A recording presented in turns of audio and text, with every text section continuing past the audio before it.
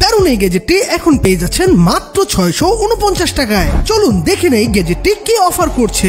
K33 plasma lighter, adventure এবং gadget লাভাররা কই, আপনাদের জন্য দারুণ প্রোডাক্ট নিয়ে এলাম। একটি প্লাজমা লাইটার যাতে আগুন জ্বালাতে কোনো গ্যাস কিংবা ফুয়েলের প্রয়োজন পড়বে না, কারণ এই লাইটারটি কোনো সাধারণ লাইটার নয়। এটি একটি ইলেকট্রিক প্লাজমা আর্ক লাইটার যা ডাইরেক্ট ইলেকট্রিসিটির মাধ্যমে আগুন জ্বালিয়ে থাকে।